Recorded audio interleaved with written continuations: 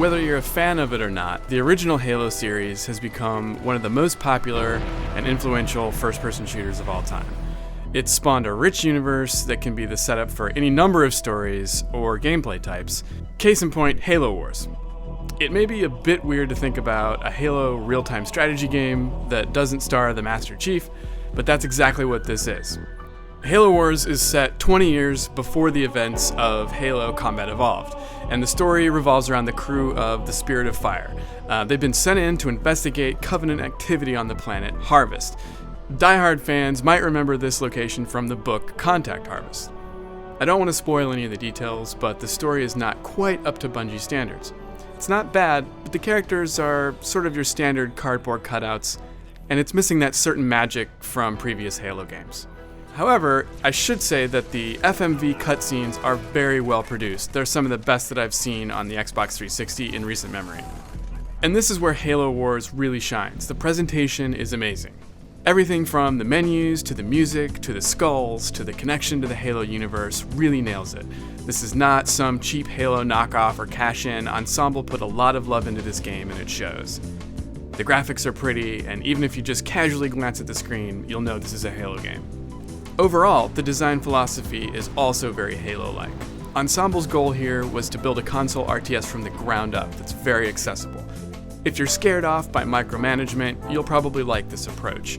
Everything is simple and easy to use, most commands can be issued with 2 clicks, and there's a Mass Effect-like radial menu that streamlines everything.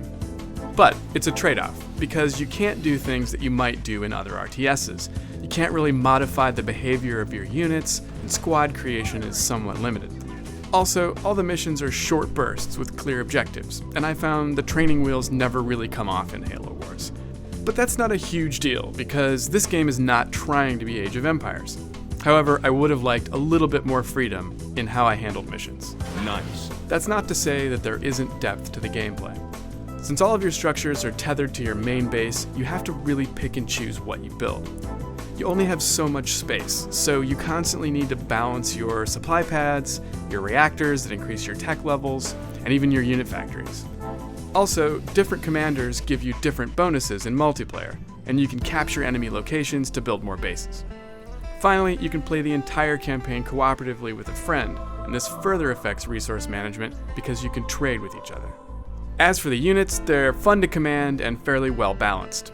Spartans may be a little bit too strong, but hey, they're super soldiers, so they're supposed to be strong, right?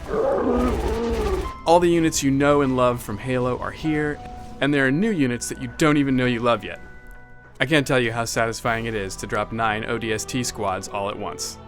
However, you will find that some of the bigger units like the Scorpion tanks have some pathfinding issues.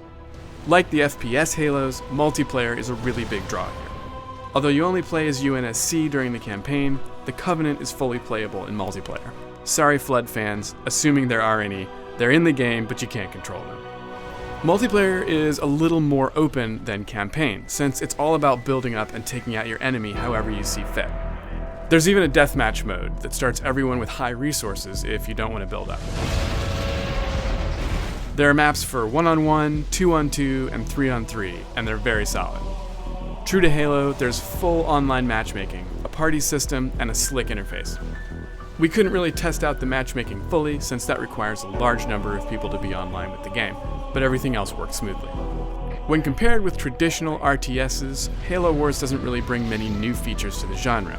However, as a console RTS, it presents a new approach that's really fun to play. Sadly, this is also Ensemble Studios' last project, but it's a great parting gift for all Halo fans and fans of the studio. For the full written review, head over to IGN.com.